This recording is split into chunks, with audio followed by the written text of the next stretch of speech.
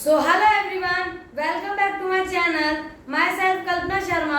और आज मैं आपको क्लास 12 की हिंदी का पार्ट 1 प्रेमघन की छाया स्मृति रामचंद्र शुक्ल जी द्वारा लिखा गया है। प्रेमघन की छाया स्मृति एक संशोधनात्मक निबंध है जिसमें रामचंद्र शुक्ल जी ने ये बताया गया, उनकी यादों के बारे में बताया गया कि उनकी प्रेमघन जी से कैसे मुलाकात हुई थी और उनका जो हिंदी के प्रति उनकी रुचि कैसे बढ़ी थी।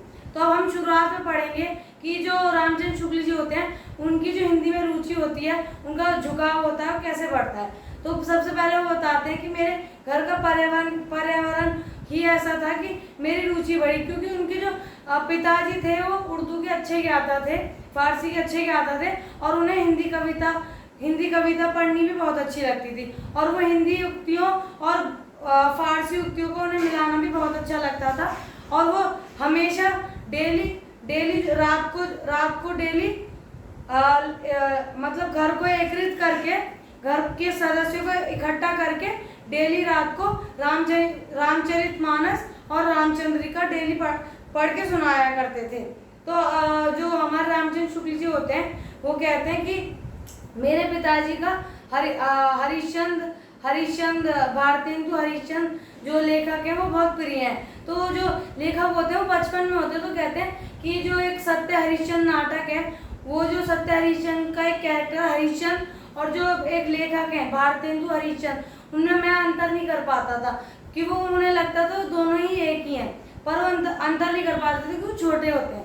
तो उसके बाद वो बताते हैं कि मैं जब 8 वर्ष का था तो मेरे पिताजी की तबादला हो गया था मिर्ज़ापुर में। तो मिर्ज़ापुर में तबादला होने के बाद जब हमारे लेखक की जो रुचि थी वो बढ़ती गई, तो उनकी एक मंडली थी, मंडली बना के उन्हें मंडली बना लेते हैं। तो वो कहते हैं उन्हें पता लगता है कि जो क्या कहते हैं प्रेमघन का जो घर है वो पास में ही है। तो उन्हें जिज्ञासा होती है और उत्सुकता होती है कि हम भी उन्हें मिलने चलते हैं, देखने चलते हैं। तो उनकी जो मंडली होती है, उनके मित्र जो होते हैं और वो साथ में चलते हैं, साथ में जाते हैं। तो फिर वो जाते हैं, वो देखते हैं घर के बाहर ऊपर जो बरामदा होता है, ऊपर के बरामदे में एक कोने में पूरी लता जो है, पेड़ की जो लता है वो लटकी हुई है और एक तरफ वो देखते हैं कि एक आदमी चल के आ रहा है जिसके कंधे पर लंबे लंबे बाल बिखरे हुए हैं और एक हाथ खंबे पे है। तो वो दृश्य देख ही रहे होते हैं, तो थोड़ी देर बाद दृश्य गायब हो जाता है। तो फिर वो एक बार की बात और बताते हैं कि एक बार जब मैं एक बारात में गया था काशी में, तो वो बताते हैं जो मेरे घर में मैं पुस्तकें पढ़ता था वो मैं पुस्तकें केदारनाथ पुस्तकालय से लाता था। तो कहते हैं कि मैं काशी में बारात में गया होता हूँ तो जो केदारनाथ जी होते हैं वो उसे मिल जाते हैं। वो देखता है केदारनाथ जी जो है भारतेंदु जो लेखक है भारतेंदु हरिश्चंद्र उनके घर के पास है। तो सोचते हैं, उन्हें उत्सुकता होती है, रुचि होती है, तो वो फिर ऐसे ही धीरे धीरे बात करते करते चलते रहते हैं। तो फिर उनकी केदारनाथ जी की और रामचंद्र शुक्ल जी की गहरी मित्रता हो जाती है यहीं से। तो उसके बाद वो बताते हैं कि जब जब हमारे रामचंद्र शुक्ल जी 12 वर्ष के होते हैं तो वो उनकी एक मित्र मंडली बन जाती है, जो उनमें जो हिंदी में जिन्हें रुचि होती है उनकी मंडली होती है। तो वो बताते हैं कि जहाँ मैं रहते थे वहाँ पे उर्दू भाषी लोग होते हैं, उर्दू भाषी जैसे कि वकील, मुख्तर आदि। तो वहाँ पे सभी उर्दू बोलते हैं। तो जो हमारे रामचंद्र शुक्ल जी होते हैं उनकी मंडली जो होती है वो ज़्यादातर इत्यादि और निसंदेह इन सारे वर्डों का इस्तेमाल करते हैं, क्योंकि वो हिंदी भाषा को ज़्यादा रुचि होती है, तो हिंदी भाषा में ज़्यादा बात करते हैं। तो जो उर्दू भाषी लोग होते हैं उन्हें इनकी जो रामचंद्र शुक्ल की जो भाषा होती है वो अनोखी लगती है। तो वहाँ के जो मुख्तर वकील होते हैं, वहाँ के रहने वाले लोग होते हैं, तो उनकी मंडली का नाम निसंदेह मंडली रख देते हैं, क्योंकि वो अपनी बातचीत में ज़्यादातर निसंदेह इत्यादि का इस्तेमाल करते हैं।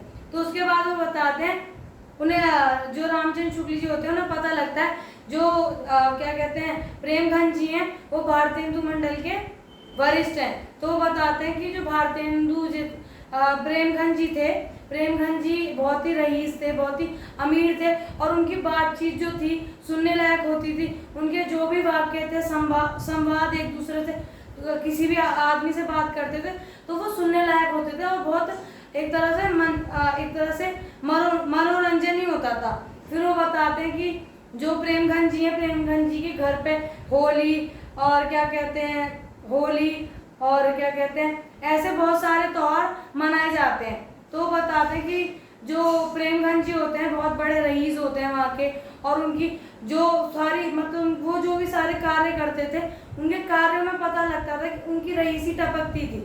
और वो जो सभी किसी भी आदमी से बातचीत करते थे, उनका जो लहजा था, उनका बोलने का तरीका और जो भाषा थी बहुत ही सुनने लायक और बहुत ही मनोरंजक थी। तो यही इतना इस कहानी में यही है। तो आज के लिए इतना ही गाइस, और फिर हम अगली वीडियो में मिलेंगे। और आपको मेरी वीडियो अच्छी लगती है तो वीडियो को लाइक करें, कमेंट करें, अपने दोस्तों के साथ जरूर शेयर करें और चैनल को सब्सक्राइब करना ना भूलें। और गाइस ज़रूर वीडियो को लाइक करें और मुझे कमेंट में बताएं कि आपको मेरा पढ़ाया कितना समझ आता है, और ये भी बताएं कि मैं नेक्स्ट वीडियो किस टॉपिक पर डालूं। तो गाइस अगली वीडियो में मिलते हैं।